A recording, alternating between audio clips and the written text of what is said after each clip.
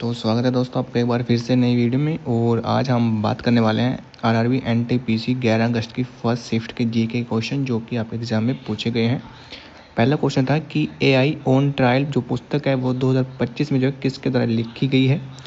तो ये जो पुस्तक है दोस्तों ये मार्च 2025 में जो है प्रकाशित हुई थी और इसके जो लेखक हैं वो है सुजीत कुमार, ठीक है जी, एवं मोहम्मद तौसीफ आलम। यह पुस्तक जो है वो ओएक ब्रिज प्रकाशन द्वारा प्रकाशित की गई थी।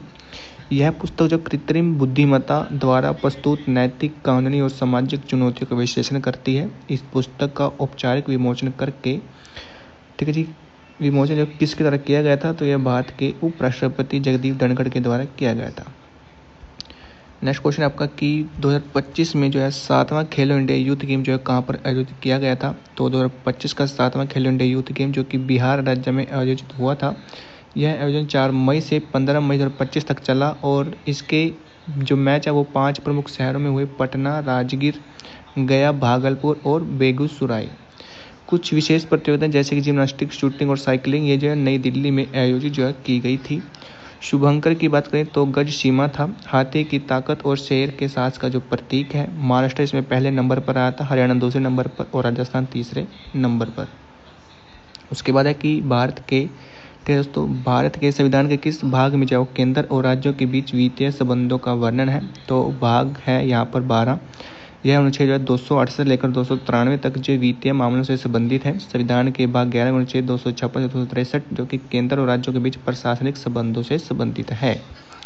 उसके बाद है कि इनमें से कौन सा नृत्य है एक जनजातीय नृत्य है।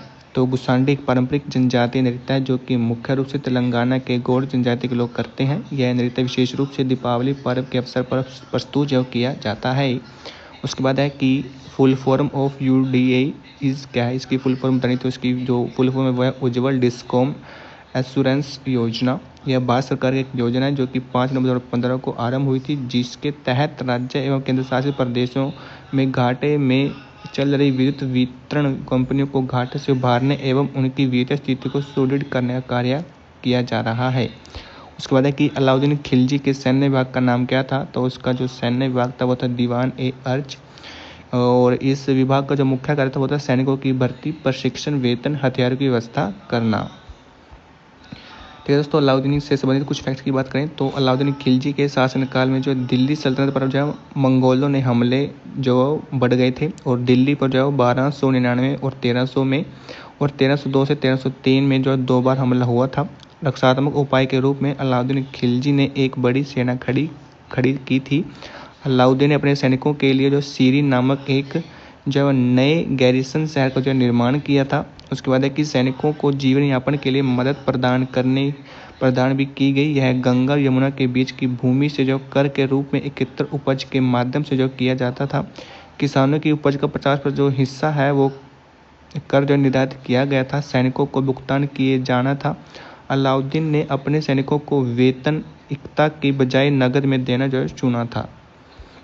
उसके बाद है कि बैंक ऑफ मद्रास की स्थापना कब हुई थी। तो ये थी 1 जुलाई 1843 को।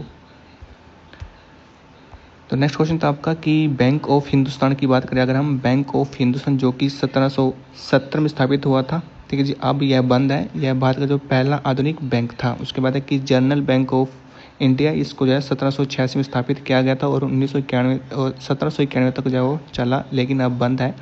उसके बाद है कि बैंक ऑफ बंगाल, ठीक है जी, असल में जो बैंक ऑफ कलकत्ता नाम से जो है 2 जून 1806 को शुरू हुआ था। 1809 में इसका नाम बैंक ऑफ बंगाल जो वो कर दिया गया था। उसके बाद है कि बैंक ऑफ बॉम्बे जो कि 15 अप्रैल 1840 को जो शुरू हुआ था। उसके बाद है बैंक ऑफ मद्रास जो कि 1 जुलाई 1843 को शुरू हुआ था। उसके बाद है इलाहाबाद बैंक जो कि 24 अप्रैल 1865 को स्थापित किया गया, लेकिन 2020 में इंडिया बैंक में इसको जो विलय कर दिया गया। उसके बाद है पंजाब नेशनल बैंक जो कि 12 अप्रैल 1895 को स्थापित हुआ था। उसके बाद है कि बैंक ऑफ इंडिया जो कि 7 सितंबर 1906 को जो स्थापित हुआ। सेंट्रल बैंक ऑफ इंडिया जो कि 21 दिसंबर 1911 को जो स्थापित हुआ था। उसके बाद अन्य बैंक है दोस्तों, आप जो इनको देख सकते हैं, इसकी PDF आपको टेलीग्राम पर मिल जाएगी। नेक्स्ट क्वेश्चन पर चलते हैं। नेक्स्ट क्वेश्चन था आपका कि लाई हरोब्बा, ठीक है जी, जो लाई हरोब्बा त्यौहार है ये कि नृत्यांगना को क्या कहते हैं, जो लाई हरोबा डांस करते हैं उसको कहते हैं मईबी। ठीक है जी। लाई हरोबा जो कि मणिपुर का पारंपरिक धार्मिक एवं सांस्कृतिक उत्सव है। यह उत्सव मतई समुदाय के देवी देवताओं की पूजा और लोक कथाओं को जो नृत्य, संगीत एवं अनुष्ठानों के माध्यम से जो प्रस्तुत किया जाता है। उसके बाद है कि भारत को जो बजट पर सवाल पूछने का अधिकार किस विधानसभा चुनाव में दिया गया था, तो भारत सरकार अधिनियम 1892, जिसे भारतीय परिषद अधिनियम 1892 भी कहा जाता है, ने जो ब्रिटिश भारत में जो विधान परिषदों में आकार को बढ़ाया और सदस्यों को बजट पर प्रश्न पूछने का जो अधिकार दिया। उसके बाद है अनुच्छेद 243F के अनुसार भारत में पंचायत के चुनाव लड़ने की न्यूनतम आयु कितनी है, तो अनुच्छेद 243F भारतीय संविधान के भाग 9 में जो दिया गया है। इसमें पंचायत के सदस्य होने की योग्यता अयोग्यता का उल्लेख, और इसमें यह प्रावधान है कि यदि कोई व्यक्ति राज्य विधानमंडल के चुनाव के लिए अयोग्य है तो वह पंचायत के सदस्य बनने के लिए भी अयोग्य होगा। इसके अलावा राज्य विधानमंडल कानून बनाकर अयोग्यता के अन्य आधार भी निर्धारित कर सकता है। उसके बाद है कि पंचायत सदस्य बनने के लिए जो न्यूनतम आयु वो 21 वर्ष निर्धारित की गई है। नेक्स्ट क्वेश्चन है आपका कि 6G इंडिया समिट का लक्ष्य क्या है, तो इसका जो लक्ष्य वो है भारत को 2030 तक 6G तकनीक में जो है वैश्विक नेतृत्व वाला देश बनाना। उसके बाद है कि भारत में सबसे अधिक कोयला भंडार किस राज्य में, तो झारखंड राज्य में। इसके बाद उड़ीसा और छत्तीसगढ़ का स्थान आता है। उसके बाद है कि 1857 की क्रांति के नकारात्मक प्रभाव क्या रहे, तो 1857 की क्रांति के कई नकारात्मक प्रभाव हुए हैं, जिनमें शामिल है ब्रिटिश सरकार द्वारा दमनदारी नीतियाँ, फूट डालो राज करो की नीति। उसके बाद भारतीयों के प्रति अंग्रेजों का अविश्वास करना शुरू कर दिया था, जिससे कि सामाजिक और राजनीतिक संबंधों में तनाव बढ़ा। उसके बाद है कि WHO, WIPO और WTO की 2025 की त्रिपक्षीय शिखर बैठक कहाँ आयोजित की गई थी। अंतर्राष्ट्रीय स्वास्थ्य संबंध व्यापार से संबंधित कौन से संगठन के माध्यम त्रिपक्षीय शिखर जो बैठक हुई थी, तो इस तरह कुछ क्वेश्चन पूछा गया था। तो इसका राइट आंसर है आपका जिनेवा, स्विट्जरलैंड। इसका जो मुख्य उद्देश्य था वो था कि विश्व व्यापार, नवाचार और व्यापार के बीच सहयोग को बढ़ावा देना, विशेषकर स्वास्थ्य तकनीक और दवाओं की समान पहुंच सुनिश्चित करना। नेक्स्ट है कि 97वें संविधान संशोधन द्वारा सहकारी समितियों से संबंधित कौन सा भाग जोड़ा गया था, तो 97वें संविधान संशोधन अधिनियम 2011 का उद्देश्य सहकारी समितियों के संवैधानिक दर्जा देकर उनकी स्वायत्ता, लोकतांत्रिक कार्यप्रणाली और पेशेवर प्रबंधन को सुनिश्चित करना था। इसके तहत दोस्तों आपको जो अनुच्छेद 19A(c) में संशोधन कर नागरिकों को सहकारी समितियां बनाने का मौलिक अधिकार दिया गया था। भाग 19(9)(b) जोड़ा गया, जिसमें अनुच्छेद 243Z(h) से लेकर 243Z(t) तक सहकारी समितियों के प्रावधान है। उसके बाद है कि जनवरी 2025 में नीति आयोग ने राजकोषीय स्वास्थ्य सूचकांक रिपोर्ट का उद्घाटन अंक प्रकाशित किया। रिपोर्ट के अनुसार वित्तीय वर्ष 2023 के लिए प्रदान किए गए नवीनतम आंकड़ों के अनुसार शीर्ष रैंकिंग वाला राज्य कौन सा है, तो है आपका उड़ीसा। उसके बाद है कि नीति आयोग के स्वास्थ्य सूचकांक में प्रथम स्थान पर कौन सा राज्य है, तो है आपका केरल राज्य। उसके बाद है कि एरन अभिलेख में समुद्रगुप्त का वर्णन, उनके पिता ने किस कारण से उसे जो राजा चुना था, तो एरन अभिलेख के अनुसार समुद्रगुप्त को उसके पिता चंद्रगुप्त प्रथम ने उसकी अद्वितीय योग्यता, वीरता और गुणों के कारण उसको जो अपना उत्तराधिकारी चुना था। नेक्स्ट है कि पाचन से संबंधित मस्तिष्क रोग कौन सा है, तो इसका जो राइट आंसर वो है चिड़चिड़ा आंत सिंड्रोम, क्रोहन रोग और अल्सरेटिव कोलाइटिस इसमें जो है शामिल है। उसके बाद है आपका समूह पूछा गया था कि R-C = N, इसका जो समूह पूछा गया था उसका बाद साइनो ग्रुप।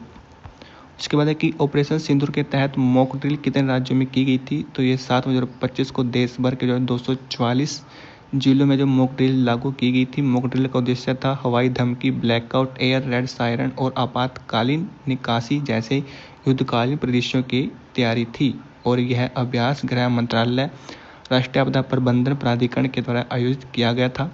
उसके बाद है कि भारतीय प्रस्तावना में अखंडता और धर्मनिरपेक्षता शब्द की संविधान संशोधन के द्वारा जोड़े गए, तो धर्मनिरपेक्षता, समाजवादी और अखंडता शब्द जो प्रस्तावना में 42वें संविधान संशोधन 1976 के माध्यम से जोड़े गए। ठीक है जी। और 42वें संविधान संशोधन को अक्सर दोस्तों जो है मिनी कॉन्स्टिट्यूशन भी कहा जाता है, क्योंकि इसमें संविधान के कई महत्वपूर्ण बदलाव किए गए थे। उसके बाद है कि कंप्यूटर में डेस्कटॉप को कॉन्फ़िगर करने के लिए कौन सा टूल उपयोग किया जाता है, तो उसका राइट आंसर आपका कंट्रोल पैनल। उसके बाद है कि लैन का मुख्य कार्य क्या है, तो लैन का जो मुख्य कार्य है वो है कि सीमित भौगोलिक क्षेत्र में कंप्यूटरों और डिवाइसों को जोड़कर डेटा और संसाधन जो है साझा करना होता है। उसके बाद है कि C-295 सेना विमान के निर्माण के लिए टाटा एयरक्राफ्ट कॉम्प्लेक्स का उद्घाटन कहाँ पर किया गया था? तो इसका जो उद्घाटन है वो गुजरात के वडोदरा में किया गया था। उद्घाटन इसका 28 अक्टूबर 2024 को प्रधानमंत्री नरेंद्र मोदी और स्पेन के प्रधानमंत्री पेड्रो साnchez द्वारा संयुक्त रूप से किया गया था।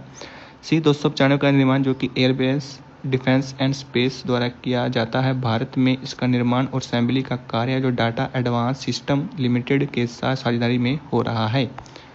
उसके बाद है कि भारतीय नौसेना ने हाल ही में किस लैंडिंग शिप को संग्रहालय में परिवर्तित किया है? तो भारतीय सेना की लैंडिंग शिप INS गुलदार को जो देश का पहला अंडर वाटर म्यूजियम और आर्टिफिशियल रीफ बनाने के लिए जो सौंपा गया है।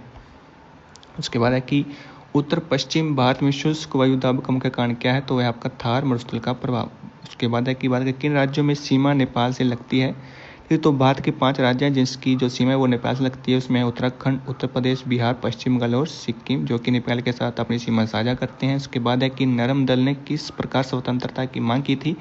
तो नरम दल ने स्वतंत्रता की मांग जो है संवैधानिक और शांतिपूर्ण तरीके से की थी, जैसे कि प्रार्थना पत्र, निवेदन, प्रस्ताव पारित करना, ब्रिटिश संसद में अपील करना, प्रेस और लेखन के माध्यम से जन जागरण करना। उसके बाद है कि सर्वेंट ऑफ इंडिया सोसाइटी की स्थापना किसने की?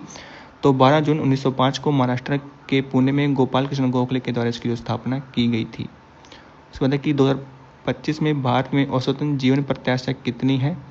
तो इसकी जो जीवन प्रत्याशा वो है 72.48 वर्ष रही है, जिसमें महिलाओं जो कि लगभग 74.13 और पुरुष लगभग 70.95 जीवित रहने की उम्मीद जो है बताई गई है। उसके बाद 2023 में भारत में जो जन्म के समय औसतन जीवन प्रत्याशा 72 वर्ष थी। 2023 में पुरुषों की जीवन प्रत्याशा 70.52 वर्ष और महिलाओं की 73.6 वर्ष थी।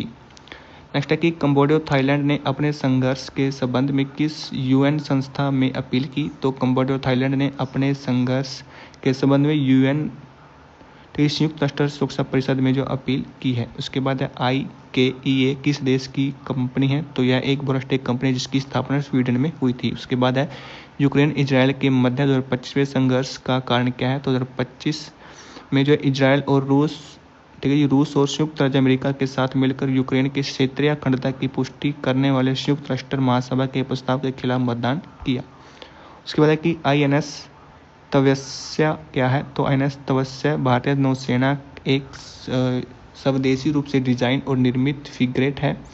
इससे जो गोवा शिपयार्ड लिमिटेड द्वारा बनाया गया है। यह प्रोजेक्ट जो कि 1135.6 का जो दूसरा जहाज है, यह बहुभूमिका वाला युद्धपोत जो कि सतह, उपसतह और हवाई युद्ध संचालन करने में सक्षम है।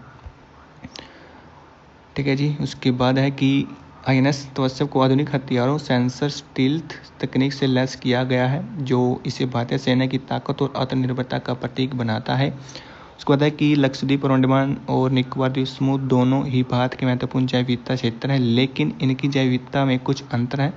लक्षद्वीप मुख्य रूप से प्रवाल भित्ति और लैगून से बना है, जबकि अंडमान निकोबार द्वीप समूह में घने जंगल, विविध स्थलाकृति और ज्वालामुखी मुख से इसमें जो है द्वीप हैं। तो दोस्तों ये थे आपके GK के क्वेश्चन। उम्मीद करता हूँ आपको वीडियो अच्छी लगी होगी। वीडियो अच्छी लगी वीडियो को लाइक कर देना, चैनल पर नए हैं तो चैनल को जो है सब्सक्राइब कर लेना।